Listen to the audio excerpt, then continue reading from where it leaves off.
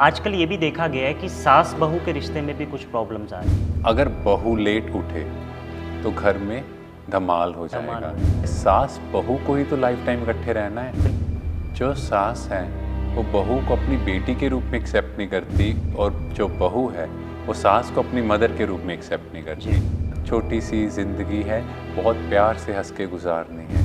Hello friends, मैं हूं आपका दोस्त मयंक। फिर से आप सभी का स्वागत है हमारी सीरीज़ माइंड अनलॉक्ड में। हमारे साथ हैं आज बीके डॉक्टर हिमांशु। डॉक्टर साहब, आपका स्वागत है। Thank you. ओम शांति। डॉक्टर साहब, जैसे लास्ट टाइम हमने बात की थी कि हस्बैंड वाइफ के रिलेशन में प्रॉब्लम्स आ रही हैं, आजकल ये भी देखा गया है कि सास बहू के रिश्ते में भी कुछ प्रॉब्लम्स आ रही हैं, कुछ नोक झोंक, कुछ ना कुछ, उससे फैमिलीज भी स्प्लिट हो रही हैं। इसके बारे में आप कुछ कहेंगे? यस, अगर आप देखो तो सास बहू के रिलेशन में तो काफ़ी समय से ही हम लोग सुनते आए हैं, शुरू से ही ये चीज़ें चलती आई हैं। उसका रीज़न क्या है?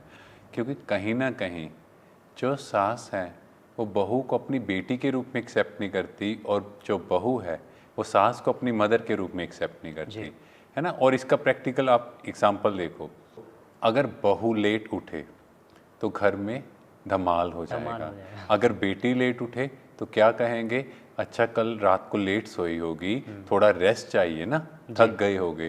तो सास अपनी बेटी को तो भोजन बना के खिलाएगी, पर क्या बहू को कभी खिलाएगी? नहीं। नहीं। वैसे ही बहू भी अगर उसकी सास को कुछ होता है, क्या उसकी वो वैसी केयर करेगी जैसे वो अपनी माँ की करती है? पॉसिबल है? नहीं। कहीं ना कहीं डिफरेंस आ रहा है।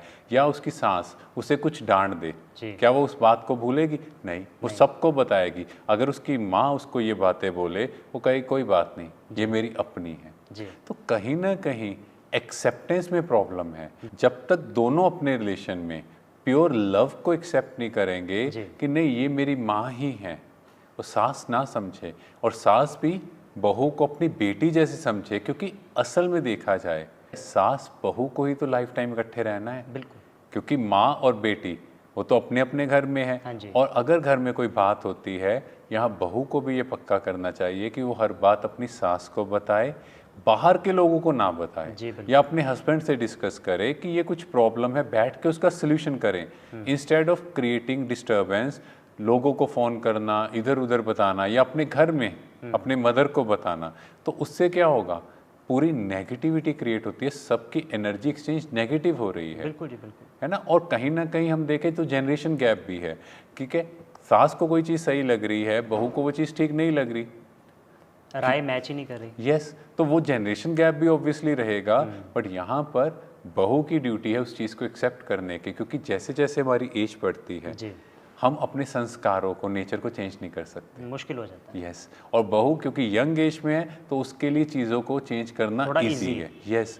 और इंस्टेड ऑफ दिस कि फैमिली को स्प्लिट करें, आपस में बैठ के सोल्यूशन करें जी।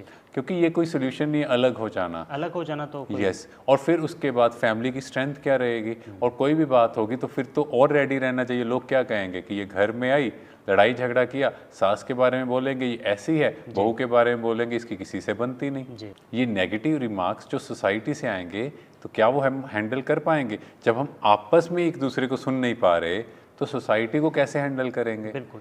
और इस तरह से पूरे फैमिली का माहौल ही बहुत टॉक्सिक हो जाएगा।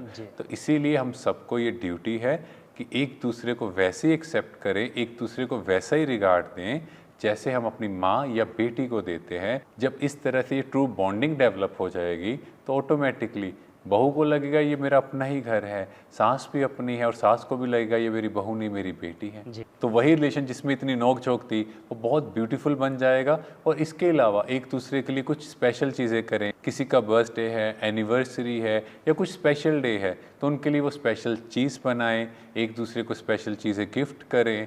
तो इस तरह से जब प्यार का माहौल क्रिएट होगा तो ऑटोमेटिकली लगेगा कुछ नहीं होता, छोटी सी ज़िंदगी है, बहुत प्यार से हंस के गुजारनी है।